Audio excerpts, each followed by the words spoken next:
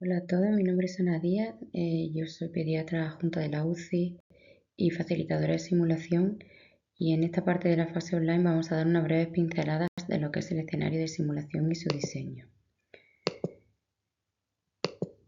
Vale, para comenzar empezaremos hablando de lo que es un escenario de simulación, que se define como la descripción de un evento, que puede ser un escrito, una historia o un algoritmo, que incluya los detalles para la interacción del facilitador o los facilitadores y el simulador con los participantes.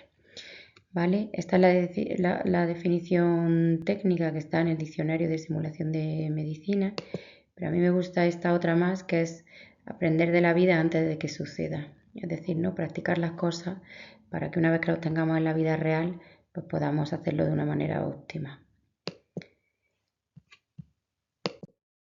Y la simulación bien planteada es un ciclo, ¿vale? Cuando uno piensa en una simulación, piensa en un escenario de simulación que se desarrolla y ya está. Pero realmente la simulación bien planteada debería formar parte de un ciclo, donde haya una evaluación del problema o la necesidad que tú tienes o que tú te planteas, bien para un grupo de gente determinada, bien en tu servicio, bien de interrelación entre diferentes servicios. Y una vez que esos problemas o esas necesidades están evaluadas, pasaríamos a la fase de diseño.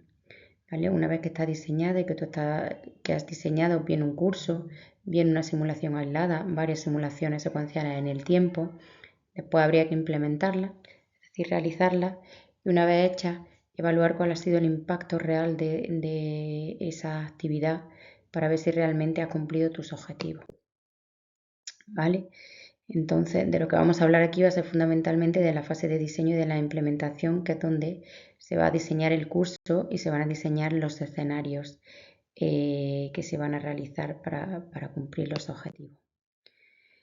Probablemente ya habréis oído hablar de esto en presentaciones previas, que son las zonas de la simulación. ¿Vale? Es importante que las conozcáis porque los objetivos de cada zona de simulación y la manera en que se van a desarrollar los escenarios pues van a ser diferentes. ¿Vale? No es lo mismo hacer un escenario de zona 1 donde estamos ante participantes que van a ser inexpertos en un determinado tema y que se va a desarrollar pues, de una manera, que está en una simulación de zona 3 donde estamos con personas expertas, donde realmente lo que se va a hablar más que de temas clínicos en concreto es más desarrollar interacciones entre equipos. Entonces es muy importante que antes de diseñar una actividad sepamos realmente en qué zona de la experiencia basada en la simulación estamos para hacer un correcto planteamiento. ¿Vale? Y la secuencia de la simulación empieza con el debriefing, que sería la introducción a la actividad, que ahora después veremos exactamente cómo se hace. Después sería el briefing, que sería la presentación del escenario en concreto que se va a desarrollar. Después el escenario, que debe contar con una entrada, con un desarrollo y con una salida. Y después el debriefing, que de esto ya pues hablaréis en otras charlas diferentes. ¿Vale? Entonces el escenario en sí mismo cuenta con el diseño del caso, la presentación, la implementación, el debriefing, ¿vale? Y la evaluación posterior. En lo que nos vamos a centrar ahora es en esto, en el diseño.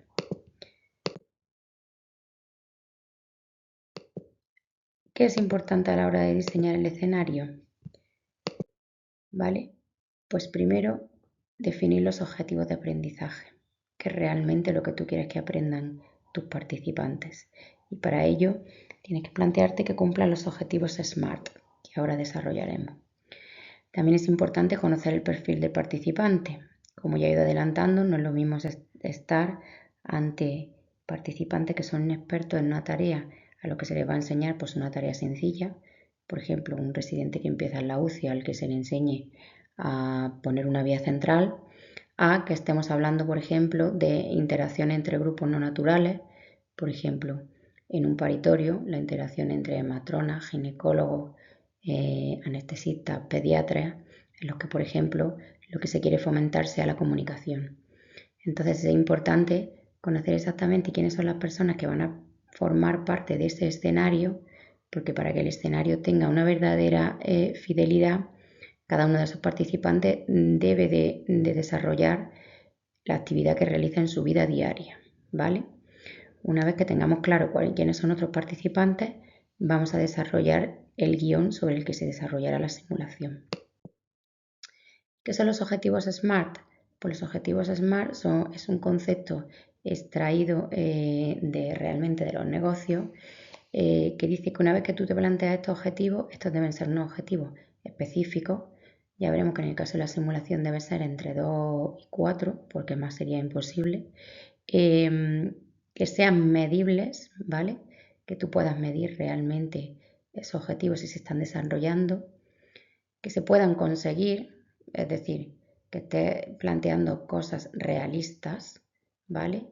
Que sean relevantes para esas personas, o sea, que realmente aprendan cosas que después les sirvan para su vida diaria y que se puedan desarrollar en un tiempo específico, en ese tiempo que tú estás desarrollando la simulación. ¿Vale? ¿Y cuáles son esos objetivos docentes? Pues hemos dicho que estos objetivos van a tener que estar enfocados en el programa académico, en lo que están aprendiendo esas personas, que sean claros, concretos y relevantes. En general, para una simulación en concreto, se plantea un mínimo de un objetivo y un máximo de 4, ¿vale? Las dificultades de plantearse según el grado académico o el perfil de nuestros participantes, que ya hemos dicho, y puede estar centrado tanto en habilidades técnicas, que probablemente serían más escenarios de zona 1 o incluso zona 2, y habilidades no técnicas, que suelen ser más escenarios de zona 2 o zona 3. Y después habría que pasar a la creación de nuestro escenario, de nuestro guión, ¿vale? Dentro del escenario ahora veremos una plantilla y lo que se tiene que ir desarrollando. Lo primero que hay que poner son los objetivos que esa simulación se quiere cumplir. Después, plantear unos incidentes que se van a desarrollar durante el escenario para que esos incidentes sean capaces de mostrar nuestros objetivos, ¿vale? Especificar y desarrollar esos eventos en el escenario y después las modificaciones dependiendo de las reacciones de los participantes. Evoluciones positivas, si lo están haciendo muy bien, cuál sería la evolución, o si realmente no están siguiendo la evolución que deberían tener, cuáles son las modificaciones que se les puede hacer, ¿vale? Y cuando hablamos del realismo de una simulación es importante mantenerle el realismo a 3 niveles. Realmente para que una simulación funcione, los participantes deben introducirse en la simulación, deben creer que lo que están haciendo es verdad, porque de esa manera eso tendrá un impacto y aprenderán realmente de ese impacto que tienen ellos. Entonces, el escenario que diseñemos debe tener un realismo conceptual, es decir, que los conceptos o el tema que tú estés desarrollando sean realistas para esas personas. Si estamos ante residentes de pediatría, pues, por ejemplo, habría que plantear pues, escenarios que ellos vayan a ver en su vida diaria. Pues una bronquiolitis, una sepsis, una laringitis, ¿no? O sea, el concepto que vayan a estudiar debe ser algo con lo que ellos se sientan identificados y que sea algo que ellos van a ver en su vida diaria. Hay que intentar mantener el realismo físico. Esto es verdad que no siempre es conseguible, porque para mantener un realismo físico, pues tienes que tener unos maniquís que estén adaptados, un maniquí, por ejemplo, si estamos hablando de residente de pediatría, pues que sea pediátrico.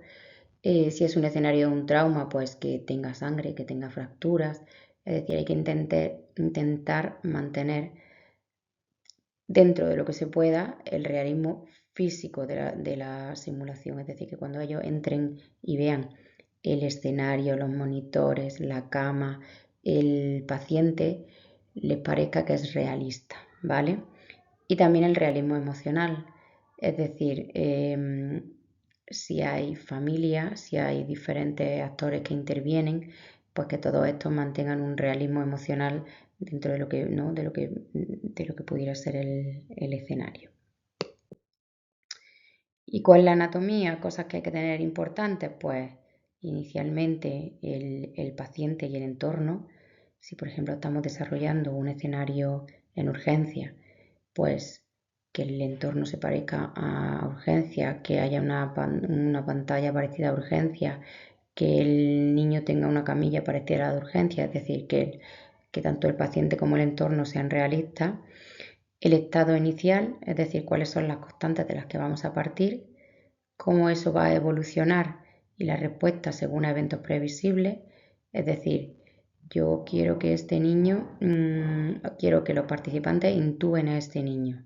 Si no lo intuban, pues ¿qué es lo que voy a hacer? Si lo intuban, ¿qué es lo que voy a hacer? Es decir, en función de los diferentes desencadenantes, cómo posiblemente podría desarrollarse el escenario. Algunos finales dependiendo de cómo evolucione y luego también el material documental que se podría necesitar, pues exploraciones complementarias como ecografías, radiografías, gases, es decir, material que los participantes puedan ir pidiendo durante el desarrollo del escenario. Y después la presencia o no de confederados.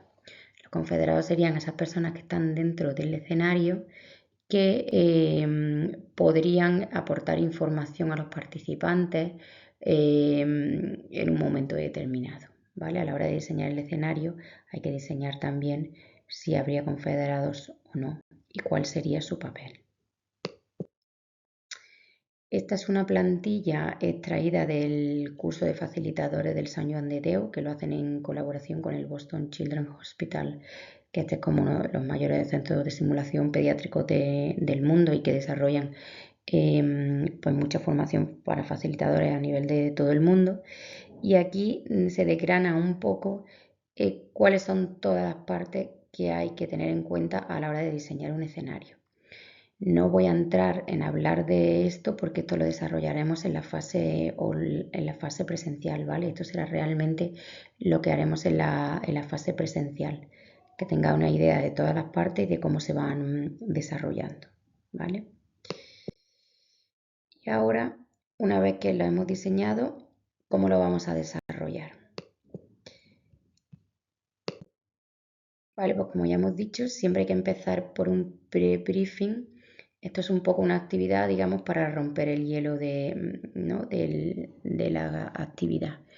Pues habría que dar la bienvenida al grupo, importante que cada uno se presente, que den algo de datos sobre ellos y muchas veces también se introducen actividades para romper el hielo, pues por ejemplo que cada uno nos cuente pues si nos invitara a cenar qué nos prepararía o que nos cuenten cosas sobre ellos, que nos cuenten actividades que les gusten desarrollar, es decir, que den pequeños datos para un poco que todo el mundo se conozca y que el grupo se vaya haciendo un poco más grupo.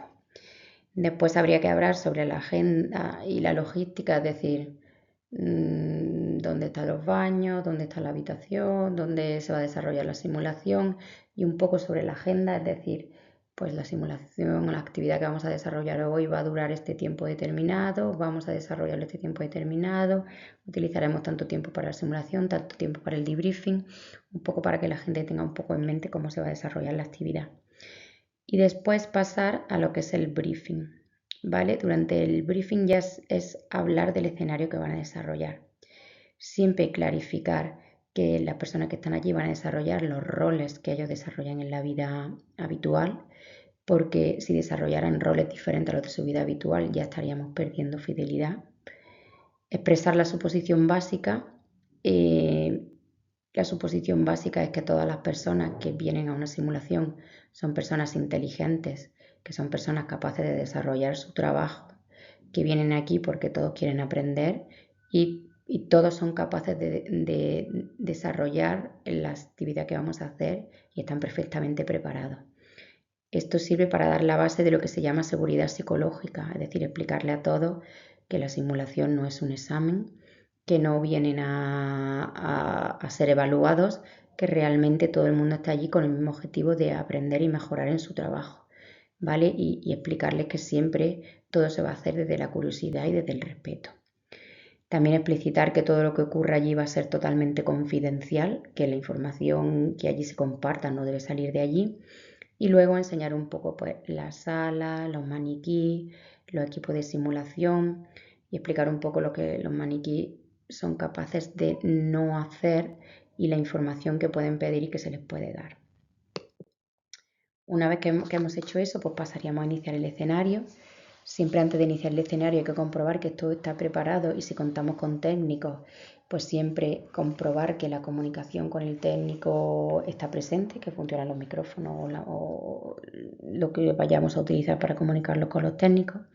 Asegurarse de que todo el mundo entiende cuáles son sus roles, lo que tienen que hacer. Es importante para mantener el realismo físico, iniciar el escenario antes de que entren los participantes. Es decir, si el paciente va a estar monitorizado, tiene un pulsi, pues que el paciente tenga puesto el pulsi, o si el paciente es un paciente que está sangrando, pues que el paciente tenga los signos de que ha sangrado. Es decir, plantear el escenario como se plantearía en la vida real. Debe empezar antes de que ellos entren los participantes. Y después dar entrada a los pacientes, a los participantes, de forma secuencial o no secuencial. A partir de ahí vamos a desarrollar el escenario. Nos iremos comunicando con el técnico sobre las acciones que queremos que haga sobre el maniquí en bucle cerrado, ¿vale? Para asegurarnos de que eso va a ocurrir. Hemos hablado de mantener el realismo conceptual, es decir, que siempre las consecuencias de los hechos que realicen los participantes deben ser realistas, es decir, si un maniquí tiene un neumotórax y el participante le pincha el neumotórax, pues debería mejorar, ¿vale? Para mantener el realismo conceptual. Los participantes deben saber lo que no hace el maniquí y preguntar la información que ya, pues la persona que es el director del escenario decidirá la información que quiere comunicar o no, ¿vale? Importante controlar el tiempo, porque ya hemos hablado de que el escenario tiene que tener un tiempo y después debe haber un tiempo importante para el debriefing. Cuidar el lenguaje no verbal, es decir, cuando haya que facilitar información habrá que acercarse al participante y alejarse para intentar no estar dentro del escenario, porque si el director del escenario está dentro del escenario, esto resta realismo al escenario, ¿vale?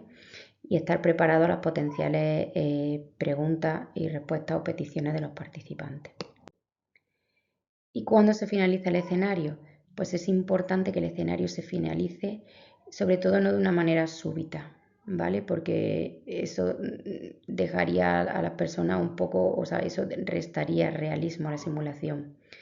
Habría que dejar tiempo para que las intervenciones que se vayan haciendo hagan efecto. Habría que dejar tiempo también para que los participantes tomen decisiones y decidir si se han cumplido algunos de los objetivos que planteaba el escenario, ¿vale? Es importante cerrar y apagar los elementos que sean riesgo para la seguridad, es decir, las cosas que sean importantes que se finalicen dentro del escenario, que se finalicen, porque si no esto podría plantear un problema a la hora del debriefing, ¿vale? Y esto es todo de lo que vamos a hablar en la fase online. Todo esto lo desarrollaremos y sobre todo de una manera más práctica en la fase presencial, ¿vale? Y si tenéis alguna duda, pues guardarla ahí en vuestra mente y me la podéis comunicar en la fase presencial, ¿vale? Muchas gracias.